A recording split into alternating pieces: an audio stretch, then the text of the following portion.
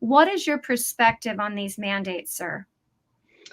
Well, that's a very good question because a lot of people think it's about vaccines and vaccinations. It's a much bigger issue than that. Remember that many people came to this country early on to try to escape from governments and monarchs who were always mandating things, telling them what they could do and what they couldn't do, what they could say, what they couldn't say. And we are in the process of opening the door for that to occur in this country. And once you open that door, it's very, very difficult to close that door back again. Having said that, we also must look at this from a scientific point of view.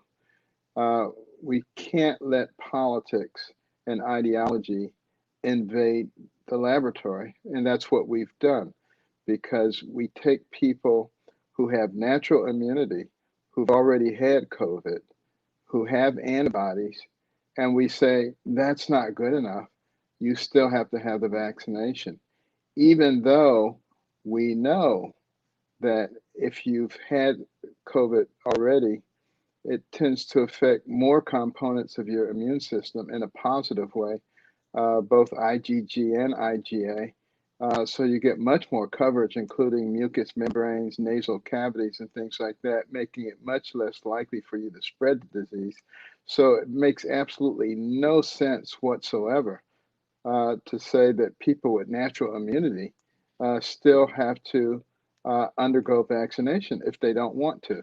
Now, this is not to say that vaccinations aren't good, particularly for elderly people and for people with comorbidities, but everything is done on the basis of benefits and risk.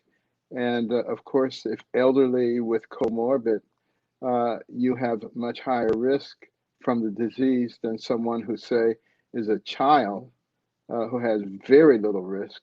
And we don't really know what the long term impacts are of the vaccinations. Why would you subject them to that kind of risk? So, you know, if we went back to using the standard types of benefit risk analysis that we do in medicine in general, we wouldn't be even having this problem.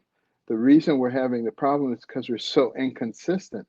And that's what happens when you mix politics with medicine. And let me just go back and reiterate, as far as mandates are concerned, they have no place in a country that is supposed to be the land of the free, where people are able to make choices. And if you give people the real information and stop trying to coerce people or manipulate people, I have no doubt that they will make very good decisions.